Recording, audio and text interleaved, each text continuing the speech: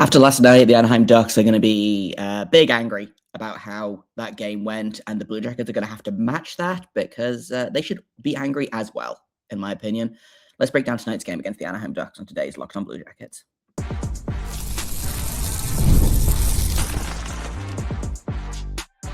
You're Locked On Blue Jackets, your daily podcast on the Columbus Blue Jackets, part of the Locked On Podcast Network, your team every day. Hello and welcome to Locked On Blue Jackets, part of the Locked On Podcast Network, your team every day. I am, as always, your host, Jay Foster, here to give you the good, the bad, and the ugly about your favorite team and mine, the Columbus Blue Jackets. Before we get things started, I want to thank everyone for making this your first listen of the day every single day. Locked On Blue Jackets is free and available on all podcast platforms and over on YouTube. I also have to let you know that we are the number one sports podcast network, and that is all because of you. So thank you to everyone listening, watching, etc. Let's talk about the Anaheim Ducks. We literally just finished talking about these guys, I feel like. NHL schedule coming in hot again. Blue Jackets played the Ducks on, Monday night? 4 days ago, according to this, 5 days ago. Blue Jackets won 4-3 in a shootout. Another blown lead, but a weird one, right? That was the game where Jackson Lacombs managed to bounce the puck off the back of Jet Greaves' head and into the net. Just a weird freak play that it's hard to get too mad about, just because how often is that going to happen, right? The Blue Jackets followed that up with a meltdown, I would consider, against the Minnesota Wild. They tie the game up, and then they play the entire third period like they're on the penalty kill, as the Blue Jackets love to do. The scoreline doesn't reflect the game. Obviously, it's a 5-2 loss, but 2 of those goals were empty net goals, right? So, and as we all know on this show, empty net goals don't count. So really it was a 3-2 loss, but still another frustrating one. Zach Werenski's comments after the game, I think were maybe the most angry I've ever seen him. And he obviously said it with a complete, deadpan, monotone way, as he does. But he's sitting here being like, we're a good team, but good teams win games, so maybe we're not a good team. I don't know. He said a lot more than that, and I thought it was maybe the best comment I've heard from anyone in the organization since this slide started, which doesn't bode well if you've got your star player saying that and then your head coach is like, there's no problem. Everything's fine. We're playing well. We haven't identified a problem yet, which is a whole other thing. But Blue Jackets coming in off of that ugly loss to Minnesota. The Anaheim Ducks are coming in off an even uglier loss. They lost 8-3 last night, I believe, to the Dallas Stars. They had Lucas Dostal in net, their star goalie. Sometimes the Dallas Stars just happen to you, right? But the Ducks, I think, are rightfully going to be really angry tonight. They played last night, which helps the Blue Jackets' case. This is the second time they'll face this team on the second half for back-to-back. I know that doesn't mean anything since the Blue Jackets love to blow games on the second half for back-to-back, and they also love to blow late leads, etc. Again, I would take the exact game that they played on Monday against the Ducks the first time round, right? I would take that as a win. At this point, anyway, would I like to be a little cleaner? Yeah. Would I like them to score on the power play? Yeah. But at this kind of point in the game, I'm like, listen, a win's a win, right? Just get the win. I'm bored of, we played well, but we lost games. Let's play terribly and win a game, right? My assumption is that it's going to be Jet Greaves in net. I think it would be the smart thing to do, to put Jet Greaves in net. And my guess is the Ducks are going to play Peter Mrazek, who just returned from injury. Dostal played, as far as I'm aware, Dostal played at least most of the game last night. If I can just pull up the numbers real quick. He played a period last night. So it's entirely possible that we see Dostal tonight, actually. I don't know if Mrazek's played since returning from injury yet. He did play. Okay, so Dostal played most of the game on last night. He played about 45 minutes of the game last night, which I believe was most of it. Was Dostal started and Mrazek came in. So it's entirely possible that they play Dostal again tonight, and he's been, for the most part, he's been really good this season. Like last night was so bad that it did tank his pretty good stats. But in the last 5 games, he's got a 923, a 906, an 857, a 963, and then that 429 last night from allowing 4 goals on 7 shots. So like that really kind of tanked his stats. He was hovering at around about Jet Greaves level, I think, where Jet Greaves has, I think, a 904 right now. Yeah. So Dostal was hovering around about 902, 904. So, again, one bad game doesn't make him a bad goalie. I think that we might see Lukas Dostal in the game tonight. He didn't play it, like I said, he didn't play a ton last night. He's the better option in goaltending, and Mrazek didn't play well enough in relief, I think, to be like, well, he played well in relief, so we'll start him in the next game as a reward. So I think we might see Dostal. Ville Husso, I believe, has gone back to the minors. The Gulls is their AHL team. I believe he's gone back there. So it's going to be Dostal or Mrazek. My guess is probably Dostal, maybe Mrazek, but probably Dostal. The other bit of news, I say news. I say other. It's definitely news. Mason Marchment is hopefully going to be in the lineup. I know that the Kraken were in Seattle last night. Sorry, the Kraken were in San Jose last night to play Seattle today. So it's very easy to get from Seattle to Anaheim, from San Jose to Anaheim.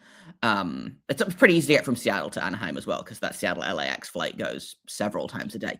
But San Jose to Anaheim is an extremely quick and easy flight. I think it's like an hour and a half, again, from San Jose to LAX. I've taken that flight many times. So it's not out of the realm of possibility. Like, my guess is that Mason Marchment is going to be playing today. It's only 8:45 a.m. on the west coast of the minute, so we likely won't get acknowledge of that for at least a couple hours. But I guess it's that Marchment's going to be slotting into the lineup. My guess is it's going to be on the second line. I don't know what the rest of it's going to look like, but we'll find out. In terms of players that need to show up, obviously Zach Werenski has been on a tear. He's got 8 points in his last 5 games. I believe he's actually got 10 points in his last 6 games. He's rolling like an insane point streak right now. Not insane as in like length, but in the last 4 games, in the last 4 games, he's got 8 points. In the last 2 games, he's got 4 goals. So in the last 2 games, I believe the Blue Jackets have scored 5 goals total. 6 goals total, excuse me. I forgot about the overtime game winner. So Zach Werenski has scored 4 of the last 6 goals for the Blue Jackets. And he assisted on one of those as well. So he's been involved in 5 of the last 6 goals for the Blue Jackets. Everyone else needs to shape the heck up, right? Kromachenko, missing in action. Just straight up, hasn't recorded a point in like 4 games. He hasn't scored a goal since December 6th. So he missed a couple of games at the end of November, came back December 4th, scored a goal. December 6th, scored a goal. Since then, in 6 games, he's got 2 assists. 1 on December 9th, 1 on December 11th. He hasn't had a point in 3 games straight. He only played 16 minutes against Minnesota, which is kind of crazy because he's used to, he averages about 20 minutes for this team. So again, I don't know whether that was line weirdness or what, but they need more from Kromachenko, just straight up. Like, they need more from basically everyone that's not named Zach Werenski right now. Like, I want to see more from Voronkov, who's also kind of been missing in action recently. I want to see more from Adam Fantilli. I know that he scored that overtime winner a couple of games ago, but Voronkov had goals in like 3 out of 4 games, and then again has been pointless in the last 3. No goals since Ottawa, no points since Ottawa. Again, Fantilli had that goal against Anaheim, had an assist against Ottawa, and that's it in his last 5-6 games. So again, like, that whole top line needs to show up. Whole top line needs to be better. Charlie Coyle, I will say, has been producing at above the clip that I expected of him. He's got 2 points in his last 3 games, a goal and an assist. He had a goal against Vegas, had an assist in Minnesota on that, I think, about the first Werenski goal. And that's your top 5 Blue Jackets scorers, and 3 of them have been missing in action for like a week and a half. So that's not great news, right? In terms of the Ducks, their kids seem to have slowed down a little bit, right? Like nothing in 2 points for nothing in 2 games for Leo Carlson, excuse me. He's got 3 points in his last 5 games and only 1 goal in his last 5 games. So again, he's slowed down significantly. Kodagossier had 2 goals against the Rangers, but otherwise those are his only points in the last 5 games. Who else am I looking at? Beckett Seneca, promising rookie, has 2 points in the last 3 games. So he's kind of, again, clipping along about where they want him to, I think. But like when Carson and Gauthier have been cold for a couple of games, probably means they're about to come roaring back, which is a problem for the Blue Jackets, right?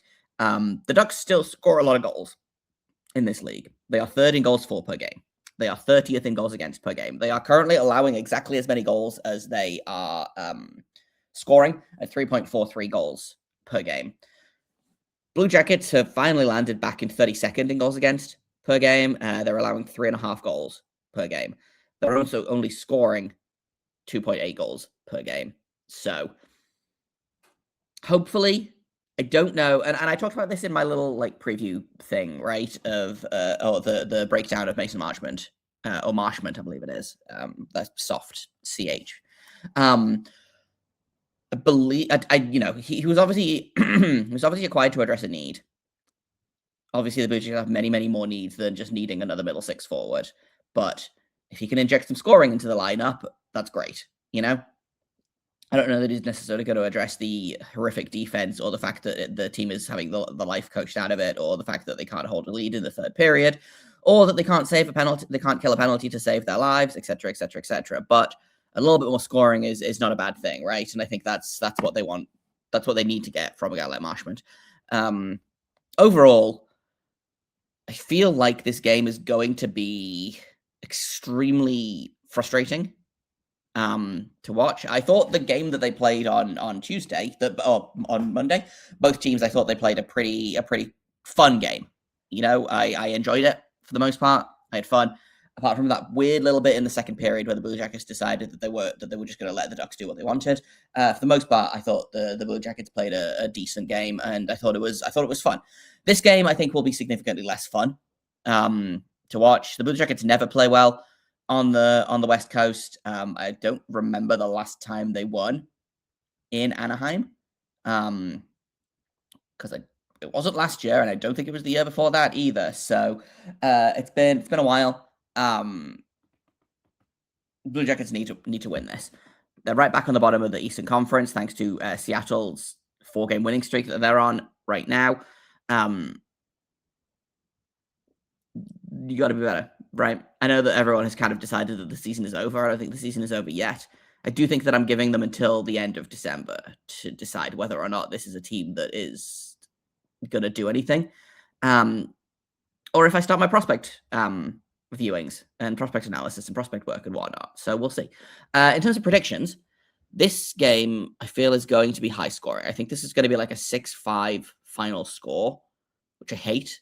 I think Jet Greaves needs to have like one really, really incredible night to bounce back. I think like he needs to have like a 1 goal allowed on 45 shots kind of game, right? He's been good, but not great recently, and I think they really need to bounce back from him. Not that a lot of it is his fault, right? Very little of what's happening has been his fault, but I would love a good night from Jet Greaves. But I think tonight it's going to be like a 6-5. Final score, probably in overtime, because they're on the West Coast and this team loves to go into post-regulation on the West Coast because they hate me specifically. So let's say a 6-5 shootout, because we haven't had a shootout in a minute, I feel like, and why not? 6-5 shootout win. And there are 2 ways I could go here. Like, obviously, the easy guess is a Werenski goal because he's the only guy that scores right now. I could go someone like Voronkov or Marchenko in hopes of cyberbullying them into waking the frick up. And I could go for Mason Marchment to score in his debut. Those are kind of the 3 options that I'm thinking of right now. And I think I'm going to pick a Marchenko goal. He's due.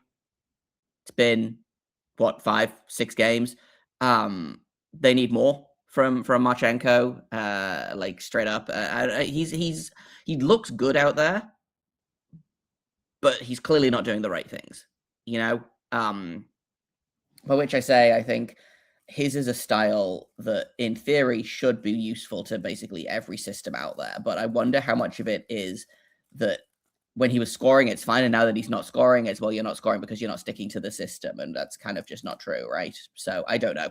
Maybe I'm being too harsh on the coaching systems here. But like in my defense, maybe if the coaches were a little harsher on the coaching systems, we wouldn't be where we are now.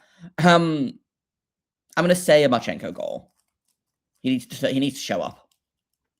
Like I don't think this is a contract year for Marchenko.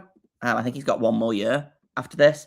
But like needs to show up, right? Yeah, one more year after this. Marchenko needs to start showing up. He was great for the first 20-ish games of the season, and since then has been basically invisible, as has most of the team, right? But I'm going to go with a Marchenko goal in the hopes of cyberbullying him into having some kind of offensive explosion, because again, God knows this team needs it.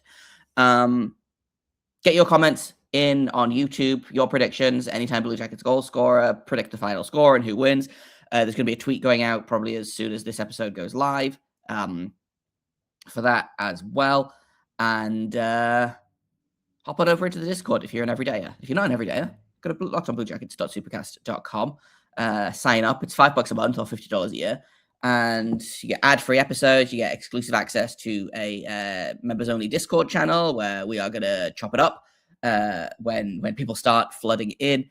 And should be a fun time. I don't think this game will be a fun time, and this game will be an extremely unfun time. But hopefully, hanging out with you guys and talking about it will be a fun time. That's kind of what I've got for today.